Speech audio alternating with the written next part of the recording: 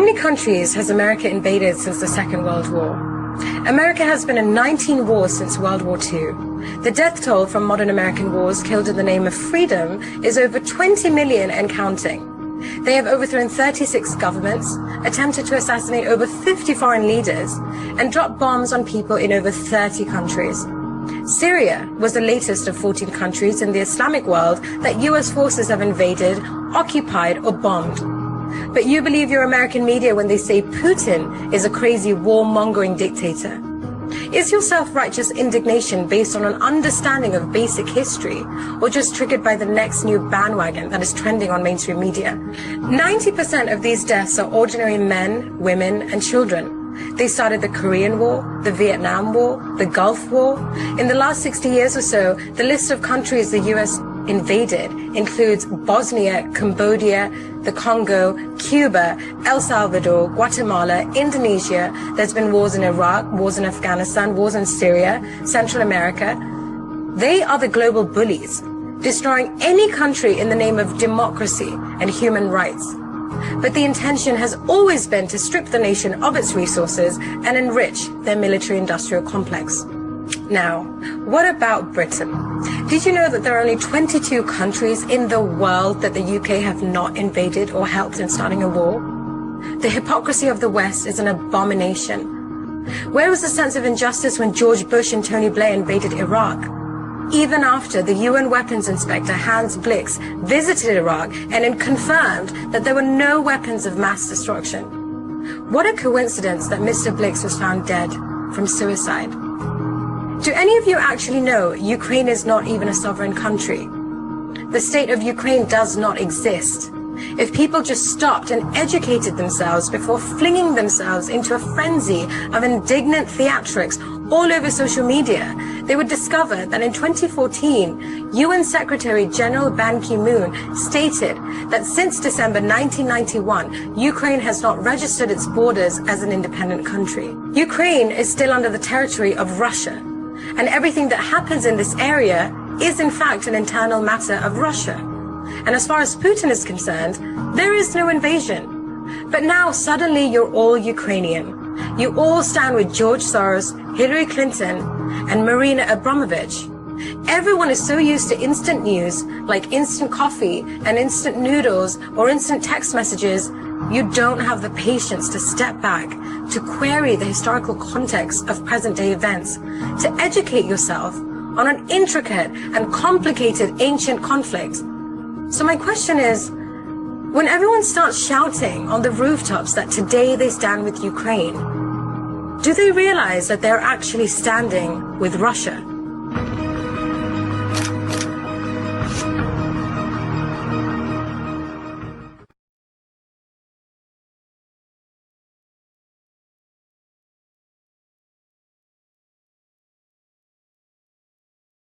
There's no doubt about it, we're living in times of catastrophic crisis where the lives of innocent civilians are sacrificed in the wars of their masters. Yes, in Ukraine, but not only. Since the last plenary, tens of thousands of Afghani citizens have been forced to flee in search of food and safety.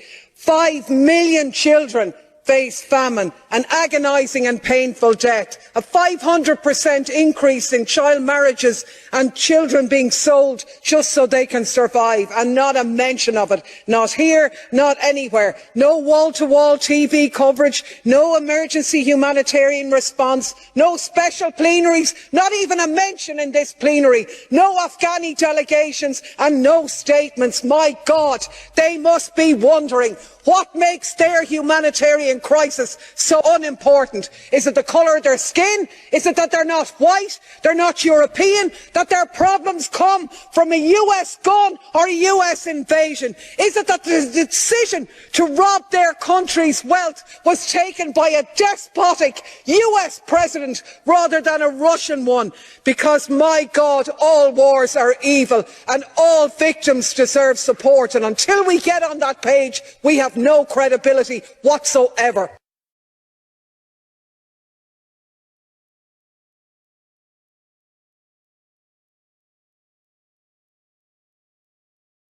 Now, here's something you are not going to hear on the mainstream media. What you do hear is warmongers arguing that we must protect Ukraine because it is a quote-unquote democracy. But they're lying. Ukraine isn't actually a democracy. For example, to hold on to power, Ukraine's president shut down the 3 TV stations that were openly criticizing him and his policies, imprisoned the head of the opposition political party that had come in second place in their elections, and went and arrested and jailed that party's leaders. This is exactly what Putin has been accused of doing. But Ukraine did this all with the support of the United States. This Ukraine crisis is really a mask-off moment, because you are seeing the implicit hypocrisy, how they have so much outrage, and the whole world is defending Ukraine, but they said nothing about Iraq and Syria and Libya and all of these countries which they destroyed. They want to support Ukrainians' right to resist. You know, if you want to take up armed resistance in Ukraine, that's totally fine, right? They're even going to go and crowdfund the weapons for you online, and they're even going to come and fight with you. But if you're a Palestinian, well, screw you. If you're an Iraqi or Syrian and you're resisting the Israeli occupation or the American occupation, you're a terrorist. They want sovereignty and respect sovereignty for Ukraine, and they respect its territorial integrity. What about Syria that gets bombed every week by Israel? What about Syria, the Golan Heights that are occupied by Israel? What about northern Syria, northeastern Syria occupied by the Americans? You set the Middle East on fire. Libya, Syria, Somalia, Yemen, Afghanistan. I can't count anymore, man. Millions of people turned to refugees. Millions of people killed, displaced. Look how they treat them. The people are saying we'll accept white refugees because they look like us. They're civilized.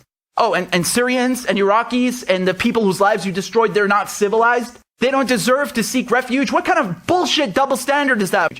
You got these racist hosts on TV talking about, well, it's okay, it's normal for war to be in Iraq or Afghanistan, and we'll take in the Ukrainian refugees because they look like us. They have blonde hair and blue eyes.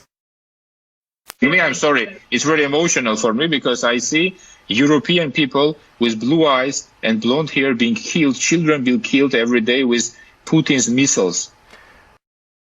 But this isn't a place, with all due respect, like Iraq or Afghanistan, that has seen conflict raging for decades. This is a relatively civilized, relatively European, I have to choose those words carefully too, city where you wouldn't expect that or hope that it's going to happen. And this is not a developing third world nation. This is Europe. When you look at what happened in the last refugee crisis in Europe back in 2015, Poland was one of the EU countries that was hesitant to take in refugees. Talk about what has changed and the different position now. Yeah, well, just to put it bluntly, these are not refugees from Syria. These are refugees from neighboring Ukraine. I mean, that, quite frankly, is part of it. These are Christians, they're white, they're very similar to many people who live in Poland.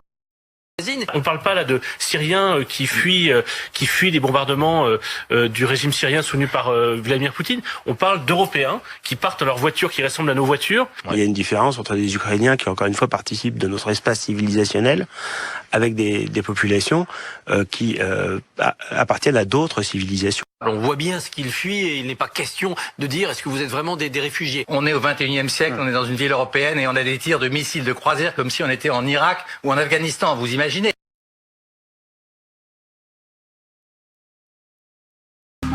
The small fringe minority of people who are on their way to Ottawa or who are holding unacceptable views that they're expressing do not represent the views of Canadians who have been there for each other, who know that following the science and stepping up to protect each other is the best way to continue to ensure our freedoms, our rights, our values as a country. We are not intimidated by those who hurl insults and abuse at small business workers and steal food from the homeless. We won't give in to those who fly racist flags. We won't cave to those who engage in vandalism or dishonor the memory of our veterans. So to those responsible for this behavior, it needs to stop. There's a level of admiration I actually have for China, because their basic dictatorship is allowing them to actually turn their economy around on a dime and say we need to go green as fast as we need to start investing in solar. I mean, there is a flexibility that I know Stephen Harper must dream about, of having a dictatorship that he could do everything he wanted, that I find quite interesting. Regardless of the fact that we are attacking your fundamental rights or limiting your fundamental rights, and the Charter says that's wrong, we're still going to go ahead and do with it. The federal government has invoked the Emergencies Act to supplement provincial and territorial capacity to address the blockades and occupations. We went after the funding. Our efforts, combined with the city's efforts, eliminated the GoFundMe.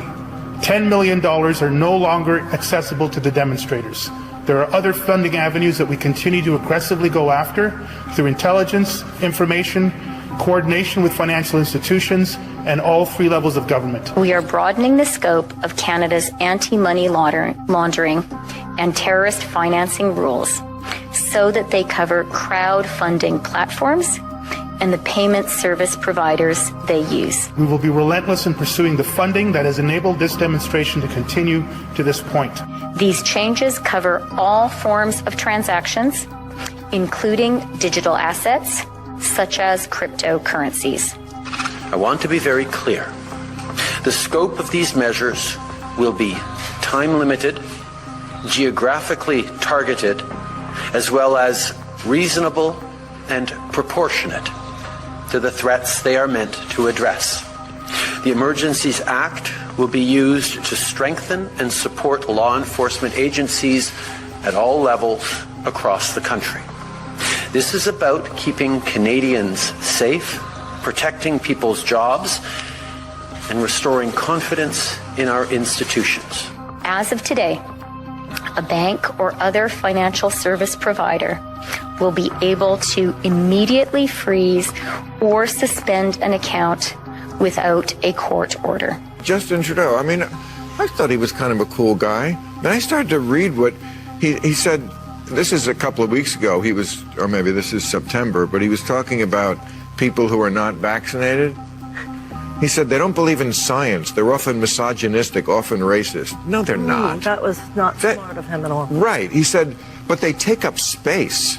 And with that, we have to make a choice in terms of a leader as a country.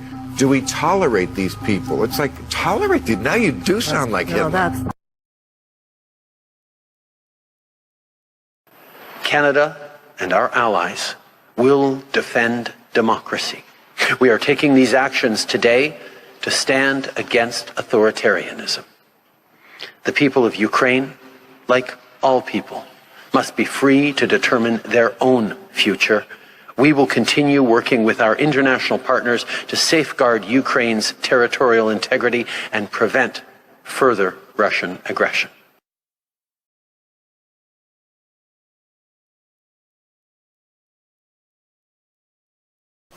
After World War II, communism became the bugaboo, and the Soviet Union became the enemy. And even though, and one of the things the CIA did right after World War II was hire a lot of Nazis. Guys who'd been Nazis were now recycled and brought into the CIA. The Nazi rocket scientist, von Braun, went to work for the United States developing intercontinental ballistic missiles. So the Nazi past was forgiven, and Nazis went to work for the United States, including a guy named Reinhard Gehlen, who'd been the Nazi military intelligence officer in charge of operations against the Soviets in Eastern Europe. And this guy Gehlen became the head of the CIA's main intelligence operator into East Berlin and areas like the Ukraine, where the Nazis had intelligence agents during World War II. And this guy Reinhard Gehlen, on behalf of his new CIA masters, just activated all the agent nets that he had during World War II. The same thing was going on in Ukraine, although the Ukraine had very much large swaths of its population were fascists and were actively involved against the war against the Soviets, and were enemies of the United States in World War II. After World War II, they became assets of the CIA. So the CIA has been developing fascist assets in the Ukraine for 70 years. And every year, since 1948, when the CIA went into operation, it has had a station in the Ukraine with a CIA officer who's running operations. And those operations have all been directed against first the Soviet Union, and after the collapse of the Soviet Union, against Russia. There's a lot of momentum that has built up over 75 years. Vast agent nets have been put in place. Sleeper agents have been in place for decades, and they're all working against Russia, which is why nowadays it's so hard for the mainstream media and the government to shift and even consider for a moment having good relations with Russia. NATO, its whole mandate and its whole reason for its existence has been to threaten and roll back Russia and eventually sabotage and subvert it and put it out of business. And Ukraine, the CIA's operations in the Ukraine are the cutting edge vanguard of this effort. So if you look at recent events in Ukraine, you have to see them in that context. How, for decades, the CIA has been trying to recruit Ukrainian politicians, Ukrainian businessmen, who are sympathetic and compatible with Western American ideas and values and interests of fighting against the Russians, and recruiting them and putting them in place, and setting them up with bank accounts, giving them paramilitary training, everything the CIA does across the board. Ukraine has been the vanguard of this operation against Russia. The details are in my book. The CIA's organized crime, how this works at the agent level, how the CIA would go around and work with after the coup that threw out a pro-Russian government and installed a pro-American anti-Russian government, how the CIA already had security services and military people in place who were able to create private militias that would then work against individuals in the Ukraine who were pro-Russian, how they, just like treating it like South Vietnam or any other country that the United States occupies. And that is the situation in the Ukraine. The United States occupies Ukraine. Its government is an occupation government that's supported and funded and directed by the United States. And the businessmen and the military people and the politicians that support the Americans benefit, and those who don't are put on hit lists and they're targeted. And that's basically the history and the summary of what's going on in the Ukraine. And the CIA, through its agent operations, which have been in place for 70 years, is at the vanguard of that operation. So is the intent and purpose of the CIA and American involvement in Ukraine to topple Russia, to balkanize Russia? Oh, absolutely, but also to steal Ukraine's, to take all the natural resources that are available there, the profits that can be had. I mean, it's capitalism. As soon as the CIA arranged that coup and installed a pro-American government, Joe Biden's son became the head of one of the biggest oil companies, I think it was, in the Ukraine. American businessmen just swooped down like vultures to take over all the, any business that could, like mafia dons and mafia, gangsters that they could steal everything from. And that's exactly what they're doing. And especially in eastern Ukraine, where a lot of the natural resource industries are based, that's why it's so contentious there. The CIA, through its assets in private industry, is trying to bring all those people who are considered compatible into the American fold.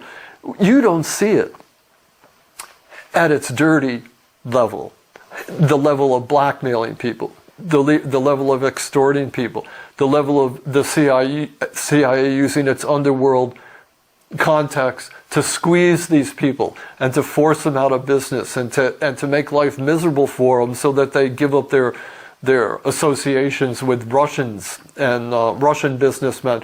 But that's what's going on at the very basic level. I mean, militias are being formed to terrorize anybody who's supporting Russia, and like in Donbass and places like that.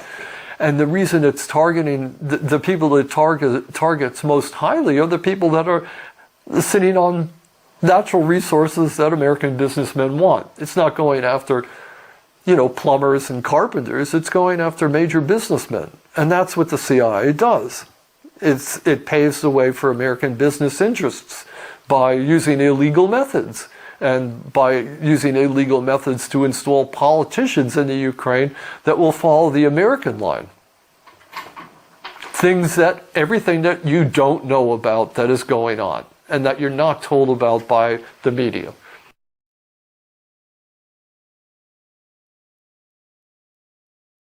Outlined there, for the past 6 years, we've lived with a Remainer chattering classes who have demonized national identity. They've described national sovereignty as being basically xenophobia. They've mocked everyone who waves the English flag or the UK flag. And now, lo and behold, with the crisis in Ukraine, they've discovered that actually those things are very important and they have real meaning. And there's a real hypocrisy to this, from people who support the EU and from the EU itself. They're now talking about how important national sovereignty is in Ukraine. These are the people who have undermined national sovereignty, not only in the UK, but across Europe over the past few decades. So I'm glad they're finally discovering that national sovereignty is important. I wish they'd discovered it a bit sooner.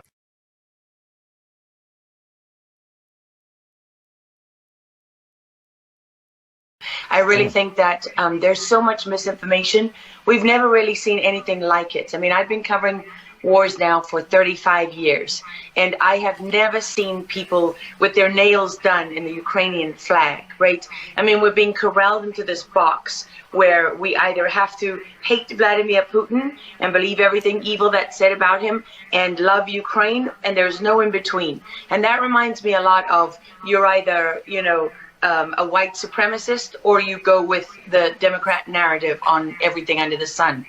Although, these days it's hard to believe anything that our leaders tell us, because they've lied about COVID, they lied about Russia collusion, they lied about the Ukraine impeachment trial, and there's so much more going on in Ukraine that nobody is talking about. You see such dishonesty when it comes to the history of Ukraine. You see dishonesty when it comes to the Azov battalion, which is funded by the US and NATO. I mean, you can find pictures of them online holding up the NATO flag and the swastika at the same time. Their own emblem contains the black sun of the occult, which was a Nazi SS emblem. And it also contains the sideways, lightning insignia of the SS. I mean, this is on throughout the Ukrainian military. You can see that black sun of the occult on their body armor, even on the female soldiers who are paraded in front of the world as being, such an example of Ukraine's independence and spirit and nobility. Even they are wearing the black sun of the occult.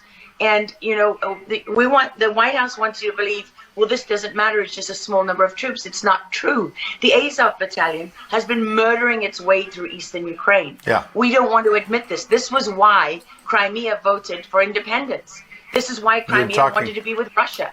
Because we in the media, in the Western media and in the West, won't acknowledge the reality of what's gone on. Western Ukraine backed the Nazis. It was a headquarters for the Nazi SS. The CIA under Alan Dulles actually gave immunity from prosecution to the Nazis of Ukraine from the Nuremberg trials. So there's a long history of the United States and our intelligence agencies funding and arming Nazis in Ukraine. These are not like new neo-Nazi groups that sprung up. These are the actual Nazis from the Second World War, who, if you go back to the Nuremberg trials, said that they were planning for a 1,000-year Reich. And so you have to really wonder, as you look at this, when you know that the CIA sponsored the color revolution in Ukraine in 2013 and 14, that they selected Ukraine's leaders, go to Victoria Nuland's leaked phone conversation where she and the U.S. ambassador are deciding who can lead Ukraine. I mean, there's as much interference here as you could possibly imagine before you even get to Hunter Biden, Nancy Pelosi, John Kerry, and Mitt Romney, and all of their children who are employed, who earn millions from Ukrainian gas companies. Yeah, you are pointing, pardon me, to a real credibility crisis for our leaders. I want to let Karen Turk jump in. Yeah, I wanted to bring up the fact that President Zelensky is Jewish, and I don't know exactly how this factors in, but there's some very interesting points in what you're saying. And what troubles me about the moment that we're in is that we have such a selective and a narrow reading of history. You know, President Zelensky may be Jewish, but he's not the only one in this who suffered during the Second World War, whose ancestors suffered, right? I mean, look at Putin. How many relatives did he lose in the siege of St. Petersburg? People don't know their history. They don't know what made Vladimir Putin. And I'm not I'm not defending him. I don't need to defend Vladimir Putin. My job as a journalist is to try to understand what is the truth here. I don't like being lied to, and we're being lied to on an epic scale. When we're told your only choice is you have to be 100% with Zelensky, who's a puppet, who you can find on the internet in black stilettos and leather pants, you know, with shirtless, doing a spoof Dancing with the Stars kind of entertainment video. That's a mock of a Ukrainian group that does this kind of satanic, occult type of music video. And I mean, Zelensky was selected, like so many of our leaders. And honestly, with big tech and with election fraud these days, we don't know how many leaders all around the world have been selected for us and weren't actually voted in. But what we do know is that there are increasing problems with technology and the digitization of our world. Because look at what's happening with COVID. Look at what has happened globally. We are fighting the same battles all over the world. To pretend that this war is about Russia and Ukraine is just a barefaced lie. If Putin has been warning for 15 years that he is not going to stand by while the globalists take over the world, build bioweapons facilities and whatever else they're doing in Ukraine, Ukrainian oligarchs. Ukraine has been a center of money laundering for, you know, many of the leaders in this country. For how long? Billions of US dollars have been laundered through Ukraine, and we say nothing about it. These are our tax dollars. I mean, before the impeachment trial, had you ever heard of anyone in the United States, I mean, us bringing in foreign governments to the White House for anti-corruption training? I mean, does nobody question these things? Why do we not question them? We have an idiot like Lieutenant Colonel Vindman, who goes at the impeachment trial and sits there as a lieutenant colonel. He didn't even make colonel. And he's telling the president of the United States what his policy should be. You have a traitor in the form of Maria Yovanovitch, who was Obama's ambassador, who's telling Ukrainian government officials, don't listen to the will of the American people. Don't listen to the election results. We are the true leaders of America. I mean, and then people object when the woman isn't even fired. She's given a cushy job for life at Georgetown University at the expense of the U.S. taxpayer. I mean, there's so much hypocrisy and dishonesty here, and Ukraine is at the center of it all. Finally gets called out over the hypocrisy on war crimes committed in Ukraine. Hypocrisy should be adopted as the official slogan of this administration. In this case, it's related to Russia being accused of committing war crimes in Ukraine and the Biden admin calling for International Criminal Court, ICC, to investigate. However, the reporter points out a crucial piece of information that Biden's team wanted to keep hidden. Dylan Hausman from the Daily Caller reports that State Department spokesman Ned Price defended America's hypocrisy regarding the International Criminal Court during a press briefing Thursday. Watch. Especially as it relates to the ICC, you're welcoming this investigation by the ICC prosecutor. You know, you haven't always welcomed investigations at the ICC. that ICC prosecutors have gone into. In fact, in the previous administration, that an investigation into potential war crimes in Afghanistan was met with actual sanctions on ICC staff, and the U.S. has consistently warned the ICC not to take up cases involving Israel. So, given that neither Ukraine nor Russia is a member of the ICC, and that for the ICC to take up a case involving non-member would require a UN Security Council vote, which is doomed since the Russians will veto it. Where exactly do you think that justice is going to come from here? Well, Matt, not only is neither Russia nor Ukraine a state party to the Rome Statute, neither are we, as you know. And the concerns we have over the ICC is a certain of jurisdiction in certain circumstances. Those remain. Those have not gone away. But at the same time, so those concerns relate only when the U.S. is being. You have those concerns only if the U.S. is being investigated or Israel? The United States, as we've spoken to, has the capability, has the wherewithal to conduct independent, thorough investigations. But we recognize the meaningful role that the ICC can play in promoting accountability for atrocities. And we have supported and will continue to support the ICC's efforts in certain cases.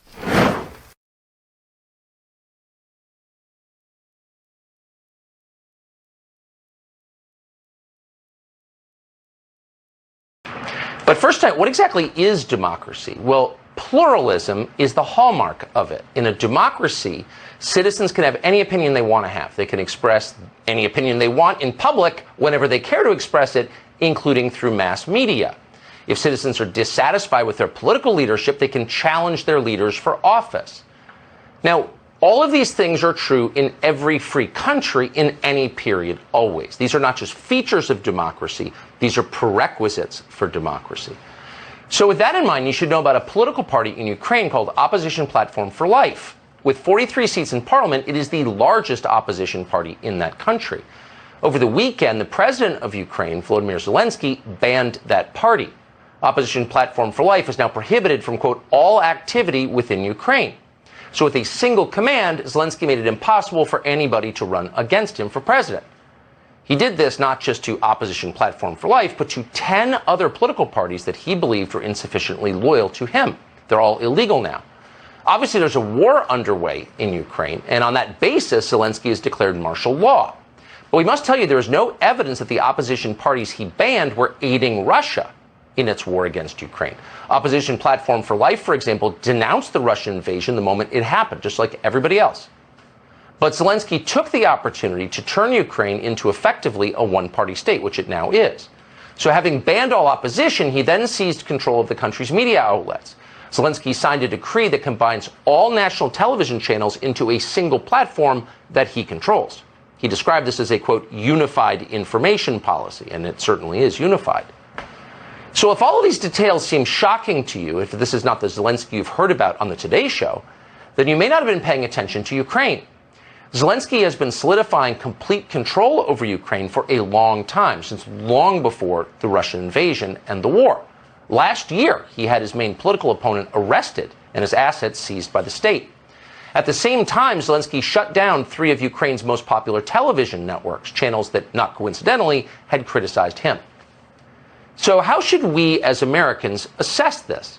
Well, first and most obviously by admitting this is authoritarianism, it's not democracy. And with that concern in mind, you should be very worried by your leader's response to what's happening in Ukraine, the growing dictatorship there. And that's the word for it. What's another word for it?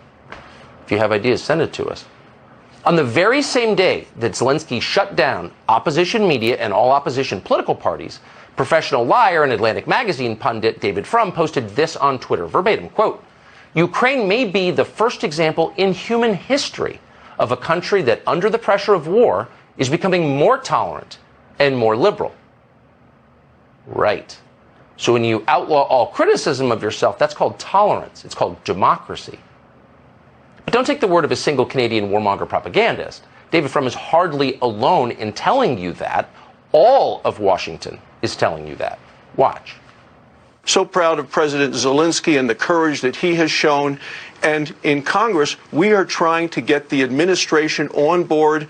President Biden is showing moral leadership, just like President Zelensky is showing moral leadership. He, of course, by his example, shows the kind of courage we all hope we can reach and provide at a moment of real testing.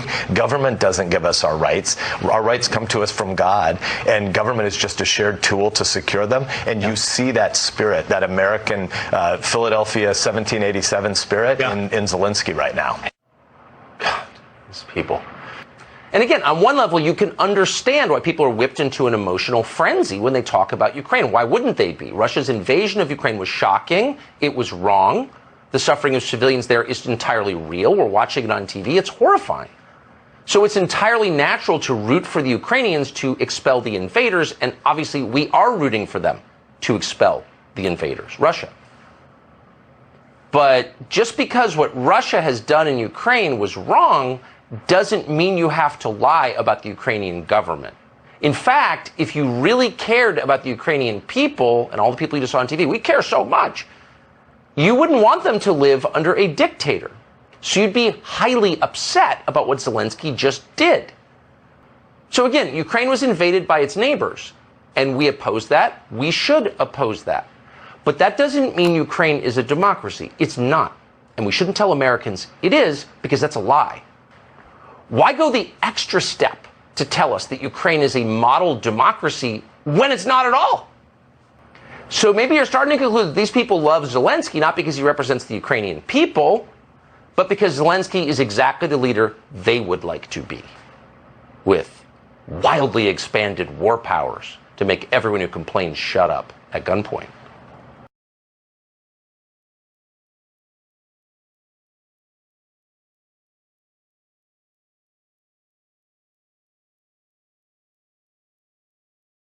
You've got a country led by a man who, even before the war, Axios, The Guardian, the Atlantic Council, all of them were reporting that Zelensky, even though he ran on an anti-corruption ticket, has, through the Panama Papers and other such leaks, has stashed his millions offshore like most corrupt oligarchs have. And so even before the war, his corruption was known. And then you fast forward to what he's done over this weekend with the banning of 11 opposition parties. And I want to note at this stage that he banned these opposition parties, including, as you mentioned, Tucker, the second largest in his parliament, while the Nazi elements, and I use the word Nazi, not neo-Nazi, because these are actual Nazis that aren't neo in any sense. They're the continuation of Nazis as we know them and study them in history. And Bandera, the man that they revere, was actually a Nazi, and they've made him into a national hero and icon. The Nazis in Ukraine have not been banned by Zelensky. And so this is a very interesting point, that you've got a man that's, that we're hailing as a democratic icon who's fighting for freedom and democracy in our way of life, banning all opposition parties, controlling this, through the state the media narrative, while refusing not only to ban Nazis, but having, after not banning them, incorporated them into his state. Azov, as a battalion, formally serves in the Ukrainian National Guard. Now, people say to that in response, yeah, but Majid, there are racists in every country. No, the analogy here is, imagine, Tucker, in America, the KKK had a formal battalion in the US military. That's what we've got with swastikas and Nazi insignia inside the Ukrainian army. And then people would say, well, what do you want to do? Putin invaded their country. Of course, they have to fight. And I find this line of argument absolutely absurd, because the best analogy is with Syria. Now, Putin allying with Nazis in Ukraine to defeat Putin is as absurd as allying with ISIS in Syria to defeat Putin. You've got an extremist, an armed extreme terrorist militia known as ISIS. None of us ever had any moral difficulty in understanding that Assad was a dictator, that Putin's support for Assad was wrong, but the people opposing him, the jihadists, were also wrong. Why can't we have that moral complexity when it comes to Ukraine? And keep the UK, and particularly the United States, my country, free. If you're for freedom in Ukraine, you can't try and shut down honest questions in this country or punish people for telling the truth. It's super simple, I would say.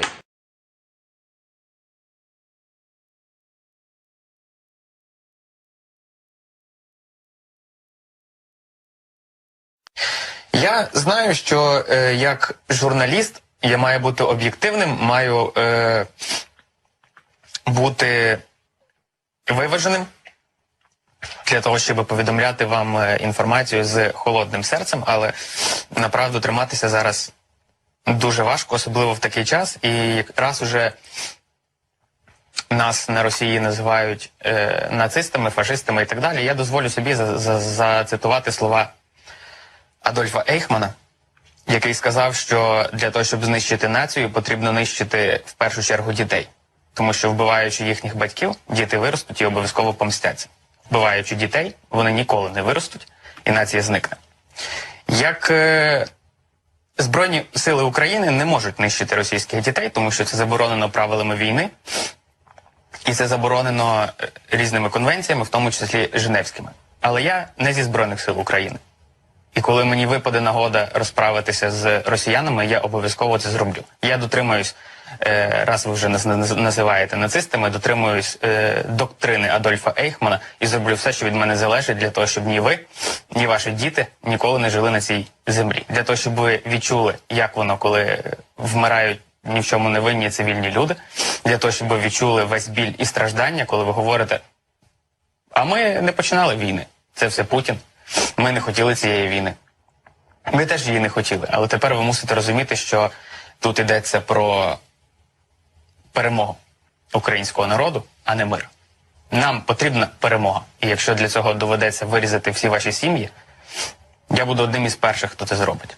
Слава нації! І сподіваємось, що такої нації, як Росія і росіяни, ніколи більше не залишиться на цій землі. Тому що це просто виродки, які засмічують цю землю. І якщо в українців є можливість, що вони зараз в принципі роблять, трощити, різати, вбивати, душити москальноту, я сподіваюся, що кожен внесе свій вклад і замочить хоча б одного москаля. So I'm watching BBC News at 10 and I've got a nice little piece about Ukrainian army training civilians in Ukraine. Civilians are turning out for weapons training. Lesson over, the guns are returned. But hold on, can you see that right there? These are not would-be That is the symbol frontline soldiers. of C. That symbol there is a symbol of C-14, a neo-Nazi group in Ukraine that were famous, or infamous, for carrying out pogroms against Romani people in Kiev, also attacking left-wing groups as well as LGBTQ groups. Also, they celebrate Hitler's birthday, and this group is presented uncritically on BBC News at 10 by Jeremy Bowen. No mention of any of this. At least not yet. I believe that during these times we just learn to be ready. That is what I think. We just Unreal. Absolutely unreal. The whole world's gone mad. After that. I'm going to do everything I can to minimize Putin's price hike here at home. We understand Putin's war against the people of Ukraine is causing prices to rise. People are already feeling Putin's price hikes at the pump. Make no mistake, inflation is largely the fault of Putin. For the president to turn to try to pretend like prices weren't already rising, I mean, I don't think people are candidly that dumb. I mean, we remember the inflation was going on long before this happened. It's absolutely true this is making it worse, but to sort of whitewash what happened all of last year, I don't think is going to work for them politically. But look at this chart on gas prices just since February. If you look at the, I mean, it is a shocking increase. That although if you look at the numbers, inflation really started to rise almost exactly when Biden came in the White House.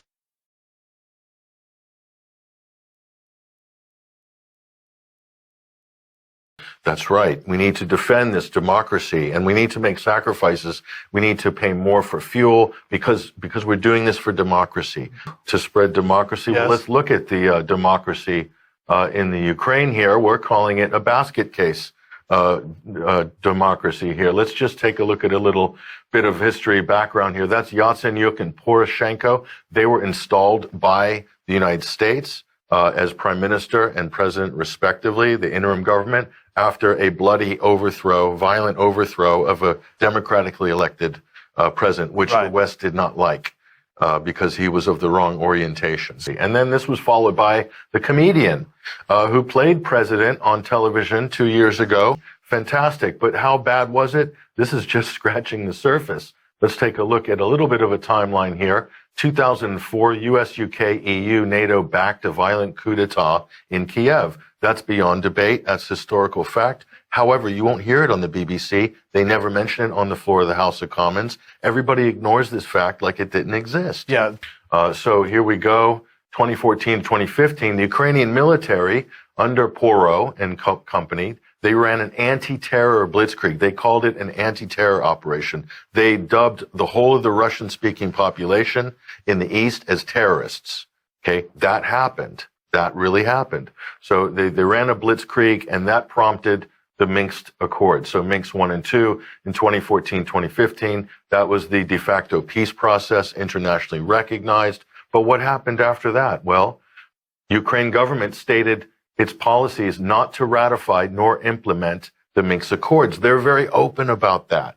This wasn't a secret, but this was never mentioned. This is why the US and UK officials would never open their mouth and say Minsk in public, because this was their stated policy. This was known in the legislature in Ukraine. Everybody knew this. So obviously they're sandbagging, intentionally sandbagging the UN effectively mandated peace process. Right. So what else have we got to mention here? Well, this is important. The Kiev regime outlaws Russian language in certain areas, and I believe nationwide actually, legalized discrimination against ethnic Russians.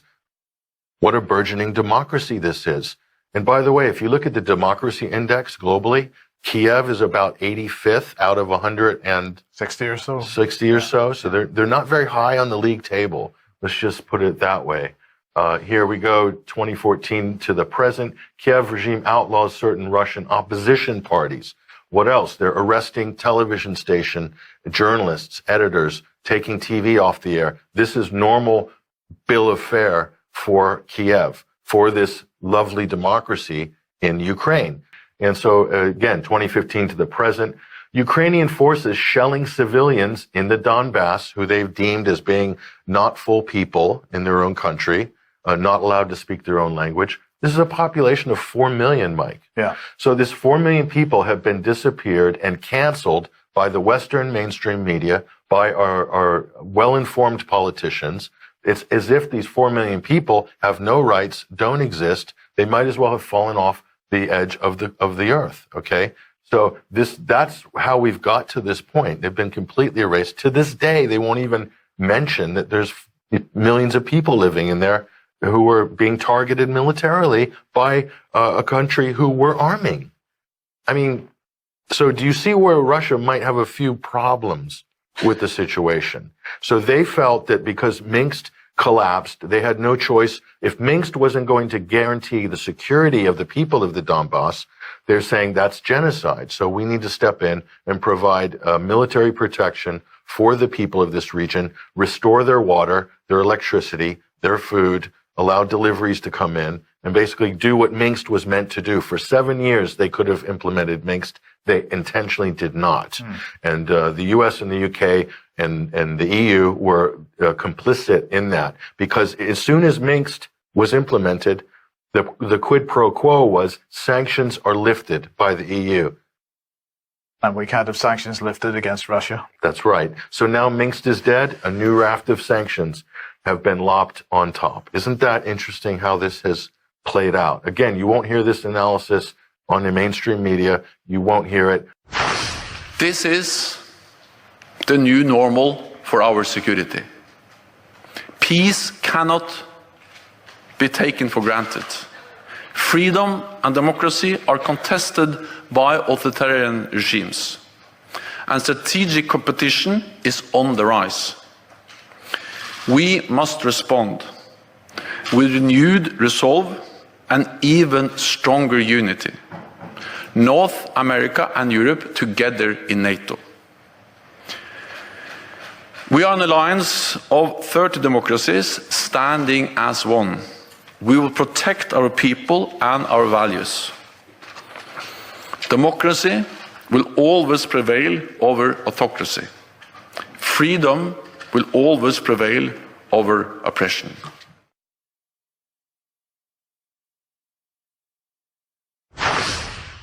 So he has said those words, democracy will always prevail over autocracy, as we come out of 2 years of what?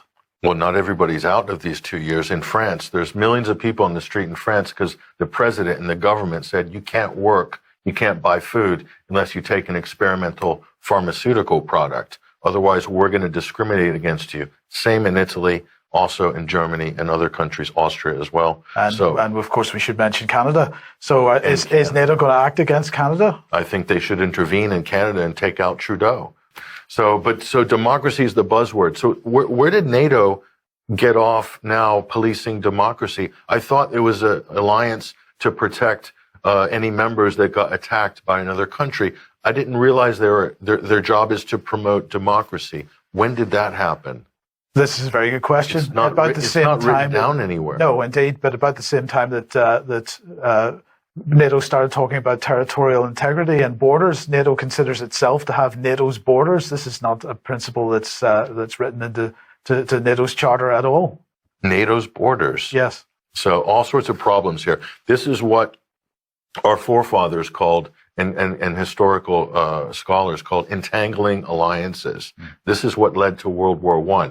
That didn't go too well. No. Okay, so is entangled alliances. NATO is the epitome of an entangled alliance. It's gone way, way, way beyond its remit, and now it's causing wars. It's causing proxy wars in countries like Ukraine. Ukraine is a proxy war. It's Russia versus NATO. NATO is using Ukraine as a proxy. Yes. That's exactly, they're using our weapons. They've got our back, we've got their back politically. And our training. Our training. So it's a proxy war, just like the other proxy wars. It's just packaged a little bit differently. So in America, they're all up in arms about defending democracy. How dare Putin trample on the delicate, flowering, fragile democracy of Ukraine. Yeah. And Zelensky, listen to this highlight reel here from the U.S.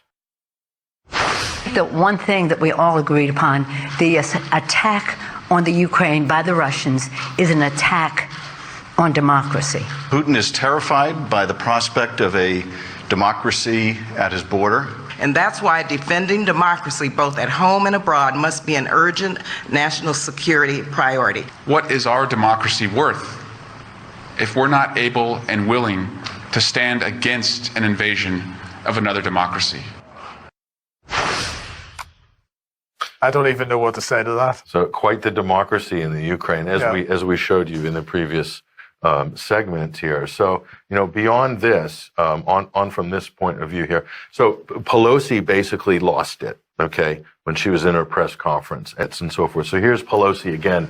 Just you have to marvel at the venom here, but go ahead and roll this. This is a very evil move on the part of Vladimir Putin. He's a KGB guy who happens to be probably the richest man in the world because of his exploitation of his own people that he doesn't want them to know about. This, my friends, is our moment. This is the Sudetenland. That's what people were saying there. The Sudetenland. The Sudetenland. So right. She's invoking Hitler in World War II. So here's Biden. So Biden's thing now is, and Kamala Harris is saying, we need to basically suck it up for democracy. We're going to suffer. We're going to pay more at the pump. Hyperinflation, goods and services, food, it's all going to go up. But you're doing it for the people of Ukraine. We got a video here. Watch this. I know this is hard and that Americans are already hurting. I will do everything in my power to limit the pain the American people are feeling at the gas pump. This is critical to me. But this aggression cannot go unanswered. If it did, the consequences for America would be much worse. America stands up to bullies. We stand up for freedom. This is who we are. The president has already said Americans will be facing some economic fallout or some hardships. Can you explain to Americans what exactly will they face if this happens? Sure. As the president talked about in his speech, we are aware that, again, when America stands for her principles and all of the things that we hold dear, it requires sometimes for us to put ourselves out there in a way that maybe we will incur some cost. And in this situation, that may relate to energy costs, for example. So basically they're saying you be prepared to pay. So everything they've done to deflate or to inflate the currency, to cause hyperinflation, all the COVID relief, all the dumping of billions of dollars and wasting it on test and trace, buying vaccines that all got dumped in a landfill or sent away to some African country that we don't care about. Okay. All of this stuff, furlough, and the list goes on, all the corporate welfare, all of that. And then jacking up the price of energy to pay for all these green policies. All of that has now been funneled into one very convenient scapegoat, and that is Vladimir Putin. Vladimir Putin. So job done, guys. Everything, all sins are absolved, and now everything's on Putin. That's how it works. Yeah. Let me get something straight. NATO promised that they wouldn't move an inch to the east. That was a lie. And now we are surrounded by an aggressive military alliance. NATO gladly bombed Yugoslavia under the pretenses of potential genocide. Did they bomb just military installations? No. NATO destroyed schools, hospitals, bridges, cultural monuments, private businesses, and industrial plants. Did you forget about that? Did you forget about how NATO pumped money and weapons into Georgia right before Georgia bombarded Russian peacekeepers and civilians? Of course you did, because your media doesn't want you to know. Did you forget how yet another territory was ripped away from Serbia? Do you not remember Kosovo? Did you protest then? I bet you didn't, and I bet you didn't even care. Did you forget the invasion of Libya? If you're in Europe, you can't forget. Thousands of migrants are your daily reminder of what your governments did to that country. Did you protest the illegal invasion of Syria by Turkey and the US? I bet you didn't. Do you care about Saudi Arabia starving Yemen? I bet you don't. Do you care, or did you care, about the illegal invasion of Iraq and Afghanistan under false pretenses? What, they aren't people to you? Why haven't you been vocal against the murder of children and civilians at Iraqi and Afghani weddings by American bombardment? Ah, that's right. They're brown people. They're probably worth less to you. Where were your crocodile tears when Kiev started bombarding Ukrainian Russians in the east simply for doing the exact same thing as the Ukrainians did in the west, was to get rid of a corrupt government? Where were your crocodile tears when Kiev shut off electricity and water to Crimea? Where was your Save the Ukrainian People when 48 civilian anti-Maidan Ukrainian protesters were rounded into a Union trade house and burned alive, whilst those who tried to escape the fiery hell were beaten and shot? Do you by any chance know who the Madonna of Gorlovka is? Do you know what the Alley of Angels memorial is? Let me give you a hint. People engraved into that memorial aren't alive, and they are not adults. Did you shed even one digital virtue signaling tear when the children at the children's beach in Zagreb were purposefully bombed by the Ukrainian military using illegal cluster bombs? I bet you didn't. But that's okay. How would you? Your mainstream media keeps you in the dark. For 8 years, the US and its allies have been pumping billions of dollars worth of lethal weapons into Ukraine. For 8 years, the Ukrainians have been waging a war with their own people in the east. And for 7 years, Russia and the people of the Donetsk and Lugansk republics have been patiently waiting for Kiev to adhere to the Minsk agreements. Should Russia have waited maybe 20 more years? You know, the amount of years that the US spent killing Afghanis. So whilst leaders like Boris Johnson, Joe Biden, Emmanuel Macron, Olaf Scholz and Ursula von der Leyen have been virtue signaling about the poor Ukrainians, they have been robbing the Ukrainians of their dignity, making their economy run on loans from the IMF, and basically robbing them of their future. And Russia is to blame when we were their primary trading partner? The West pushed Russia into a corner. Protect yourself from an increasingly hostile neighbor who wants to become part of a hostile military alliance called NATO and lose Nord Stream 2, for example. Or watch Russian Ukrainians get slaughtered by the thousands. And since it did, what do you think your tax dollars were doing in Ukraine? That's right. Your tax dollars were used by Ukrainians in the West to kill Ukrainians in the East, and you didn't give a flying fuck about it. So if you haven't been following this conflict from day one, and now you put the blue and yellow flag on your photo, wipe away your crocodile tears, please, and find out why your governments have been supporting those who have made a Nazi criminal, Stepan Bandera, their national war hero.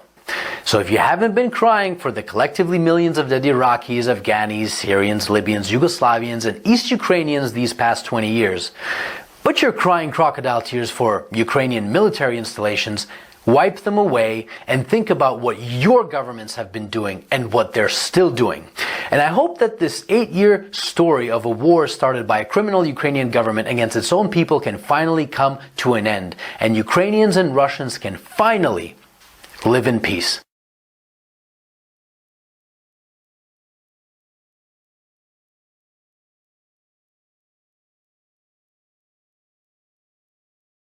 Heard of what's going on in Ukraine. First of all, it's a massive distraction. They're trying to distract you away from what's really going on in everybody's home country.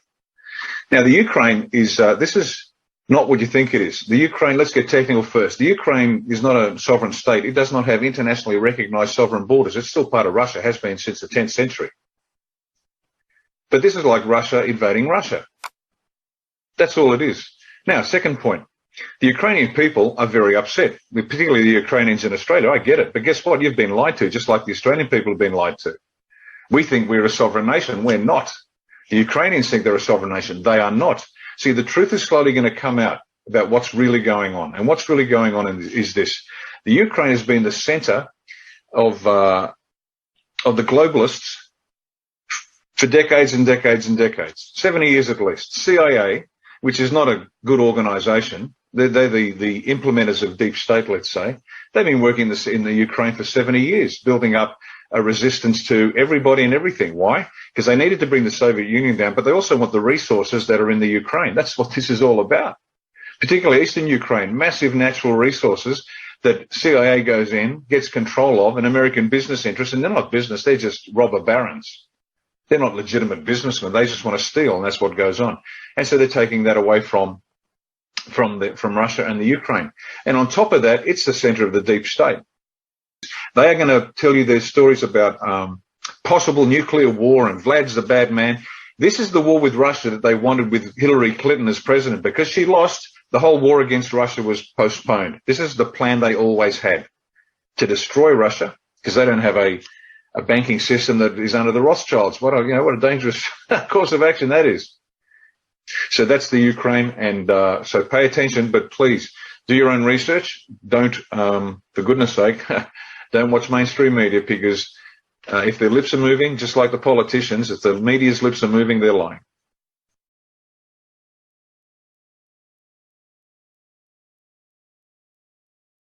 I mean, look at this footage. This is footage of Putin's troops bombing the Ukraine.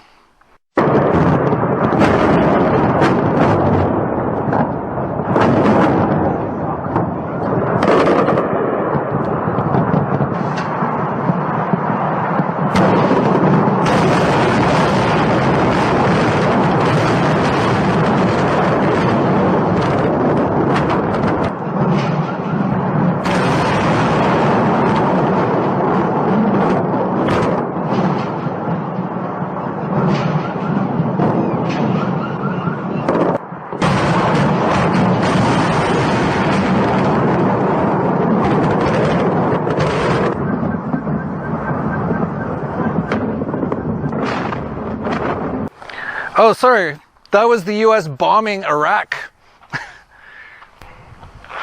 Yeah, remember that one? Where they said they had weapons of mass destruction. Total lie. Everyone knew it was a lie. I knew it was a lie at the time. That was like, what, 20, 30 years ago? I was like, that's a total lie. And they just went in and killed like 1 million Iraqis for no reason. It was all based on a lie. And you know, no one stopped buying U.S. products. They should have. Like, really? Like, if you were going to like stop buying one country's products for any reason at that time, it would have been a good reason, because that was like one of the most heinous things ever done. But no, if it's the US that does it, it's okay, right? And it doesn't even matter if years later they just laugh about it. Like George W. Bush just laughing. No weapons of mass destruction over here. Those weapons of mass destruction got to be somewhere. But anyway, forgetting about that, I can totally understand why everyone's on like the Ukraine side of this. I mean, look at what Putin's doing to the people in the Ukraine. Hey, this is job crash test dummy. The fucking Nazis are burning us down. Then they're putting the firehouse. It's a scorched earth policy. These fucking Nazis. These are thugs. These are rent-a-cops. They're fucking Nazis. The whole... Fuck you! Fuck you, you fucking Nazi pigs! Oh wait, that's New Zealand. Well, there must be a reason everyone's like all just instantly on the Ukraine side of this with all the horrible things Putin's doing, right? Like, look at this. It's Putin's kill squad surrounds a Ukrainian family in the mountains after killing a teenage boy and the family dog. The Russian soldiers then shoot a mother with a child in her arms. Oh, sorry. That wasn't the Ukraine either. That was the FBI and the ATF at Ruby Ridge. Ah, jeez. Well, I can totally understand why everyone's like so upset about what's going on in the Ukraine. I mean, look at this before and after photo. Here's before, beautiful place, and afterwards just absolutely destroyed by bombs.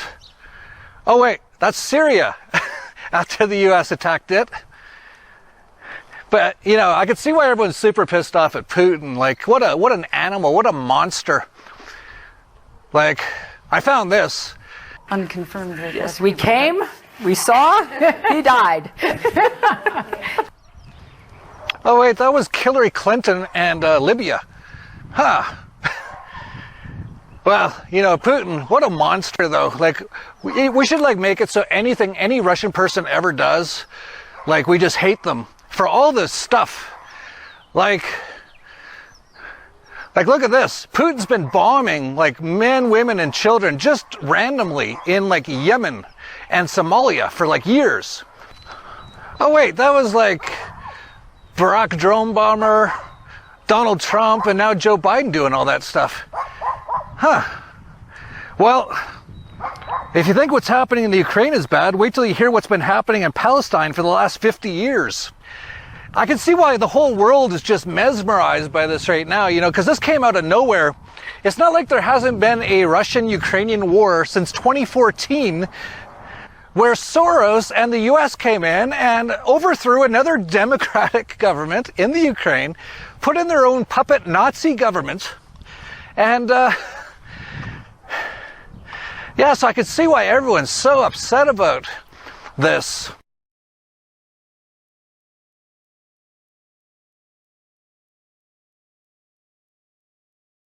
An American approach to digital assets is one that encourages innovation, but mitigates the risks to consumers. We've got that story plus your environmental, social, corporate governance score.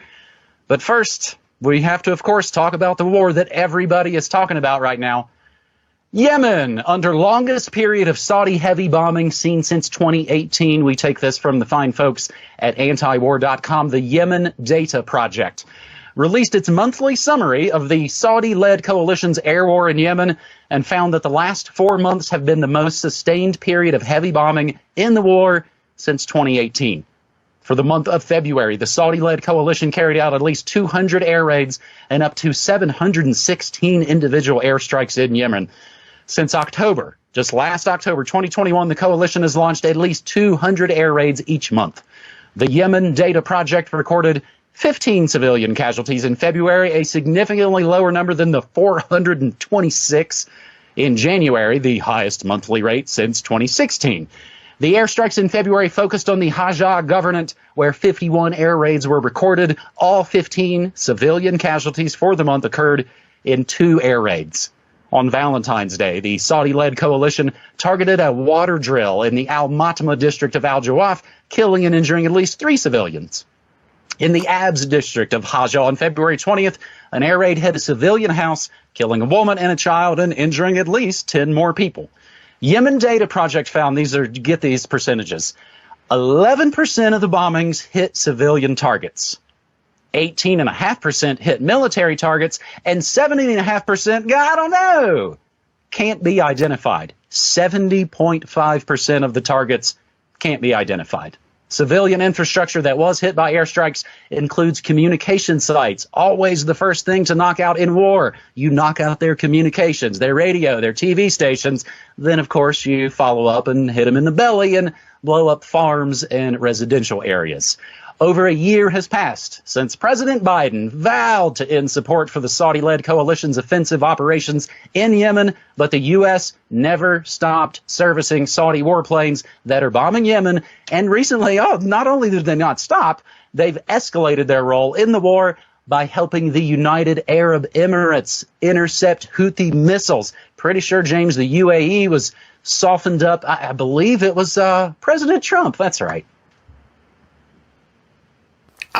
The words fail me at times like this, because stories like this really bring home the absurdity of our society generally, and the way that it's structured, and the way that people can be made to look at any story that the mass media wants them to look at, and only think about that, only talk about that, only care about that, even if the exact same type of story is playing out somewhere else. In fact, on a bigger scale. Doesn't matter. They're not talking about that, so we won't think about it. So that civilian death toll for February, which was significantly down from January, looks like it's going to go up in March. Just from a few days ago, at least 80 Houthis killed in northwest Yemen fighting / airstrikes. So yes, again, Saudi-led forces carrying out a series of operations in northwestern Yemen's Hajj district, killing at least 80 Houthis and wounding scores of others, including women and children. But those aren't the right type of women and children. Those aren't the ones we're focusing on. Just wait, because we all know that all the people who are crying their crocodile tears over Ukraine right now, like Holly and Phil on ITV's morning show, looking at the images of the girl singing in the bunker in Kiev, and they're crying on cue, I would say, being cynical, about that footage. Oh yeah, just wait until they find out what's happening in Yemen and find out, oh, it's the U.S. that's supporting this and has been supporting it since its big inception, has been actively arming and funding and training the Saudis and guiding them on their airstrikes. No. We can't have this. We're going to have a big protest movement. We're going to start sanctioning Saudi Arabia. Oh, wait, no, we're not going to do that. What is the latest about the U.S. and Saudi Arabia? The latest headline, Biden rejected by Saudis and UAE as he tries to replace banned Russian oil. So, of course, we ban Russian oil. We got to get it somewhere. Hey, Saudis, can you just turn that spigot on a little bit more? No? Oh, you won't even take my phone call? Oh, sorry, guys. Because as The Intercept helpfully tells us, Saudi-Russian collusion is driving up gas prices and worsening the Ukraine crisis. So, it's almost like Pandora's box is opening and all of this stuff is coming out. Ooh, who would have thought it? And who's actively supporting it? Oh, turns out it's the U.S. Wow, surprise, surprise. But again, we're not allowed to think about this. We're not allowed to talk about it. Just watch what people are doing on TV and emulate them like monkeys. Amazon and other stores see a spike in sales of Ukraine-related goods. Now, no, people aren't buying actual Ukraine arts and products and foods and stuff. No, they're buying blue and yellow themed colored things made by slaves, most likely in China.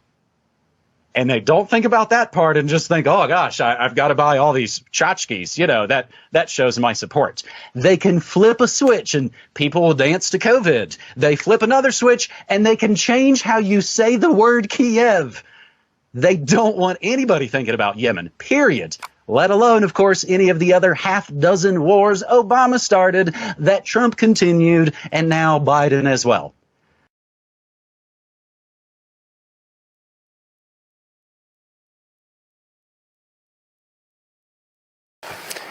And all of us have rightly condemned the crimes against humanity that are being committed by Vladimir Putin in Ukraine. And the government has moved instantly, within 5 days, to sanction Putin's regime and take urgent action. And the strength of language that was used, rightly, against Putin as a barbarian, as a thug, as a murderer, as a warmonger, all of which are true, all of those things apply to the State of Israel in its treatment of the Palestinians, and yes, the government is concerned about its use of language and doesn't feel it is appropriate to even use the word apartheid when Amnesty International, the most respected human rights organisation in the world, and Human Rights Watch, within a very short period of time, issue these damning reports saying that Israel, since its foundation, has been built on a system of oppression and domination and apartheid and racism, involving the murder of unarmed, innocent civilians on a regular basis,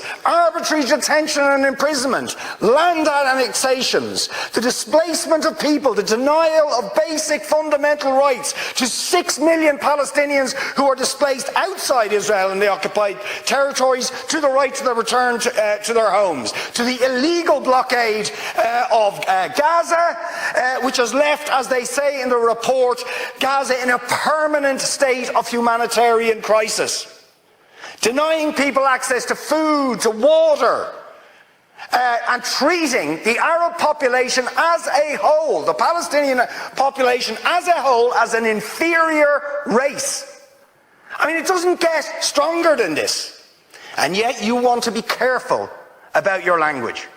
You're happy to correctly use the most strong and robust language to describe the crimes against humanity of Vladimir Putin, but you will not use the same strength of language when it comes to describing Israel's treatment of the Palestinians, when it is now being documented and detailed by two of the most respected human rights organisations in the world, and indeed has been alleged by dozens and dozens of non-governmental organisations, and to be honest, anybody who looks honestly at the decades of brutal, inhumane persecution of the Palestinians, successive assaults on Gaza, the annexation of their land and territory, the systematic application of apartheid rules, you don't want to even use the word apartheid. Never mind sanctions. 5 days sanctions against Putin and his thugs, 70 years of oppression by the Palestinians, and it wouldn't be, what was the word you used? It wouldn't be helpful to impose sanctions. Amnesty International are calling for Israel to be referred to the International Criminal Court for crimes against humanity. Will you support it? They are calling for targeted sanctions against Israeli officials who are perpetuating the system of apartheid, just exactly the same types of sanctions you've just initiated against Vladimir Putin. Will you support it? And I think the answer is clearly you're not going to. And then we ask the question, why? Why? And I haven't even got time for the briefing I organised this week about the people of Yemen and how Saudi Arabia, the most despotic regime in the world, armed to the teeth by the United States, Britain, France and others, killing 337,000 people in Yemen in the last 5 years, 10,000 children. Any action against the United States for arming them? Or Britain, or France, or Saudi itself? No. No action, no sanctions, no outrage. Now you see, if you're going to have moral standards, those standards have to be consistent. Otherwise they are not standards at all, they are just cynicism. And of course, we all know the reason that the standards are not consistent is because to call out the apartheid state of Israel would be to run foul of the concerns of certain states that are now presenting themselves as defenders of democracy and so on, such as the United States, the UK, Germany and other powers. whose relationship with Israel, supporting it and backing it, means that the European Union's moral credentials are bankrupted.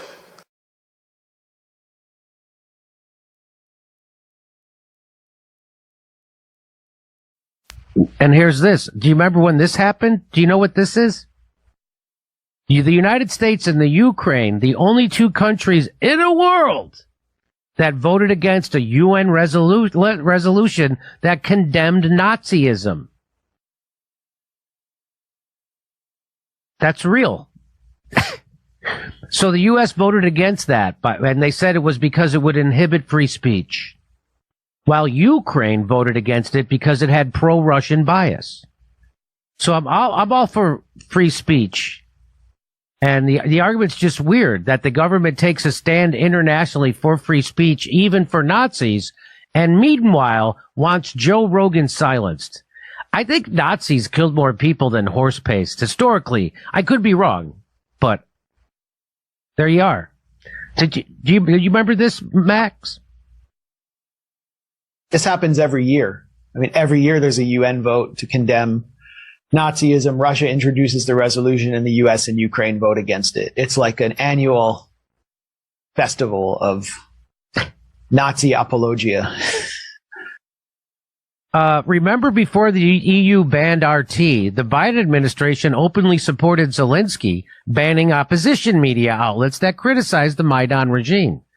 This was never about democracy. It was a NATO-directed campaign for dominance by any means. So Zelensky in Ukraine, people don't know this because they never talk about it. He shut down the opposition or critical media in his country and imprisoned the leader of the opposition party. And that's who we're on the side of. And the State Department cheered him on and encouraged him to do it, pushed him to do it. That was what they wanted. That was the outcome that the U.S. State Department wanted. They don't want Ukraine to be a democracy. That's right. So that's the crazy idea that people are like Saturday Night Live and everybody, I stand with Ukraine, I stand with the Ukrainian people. Well, yeah, Ukrainian people we all feel sorry for, but their government is 100% corrupt.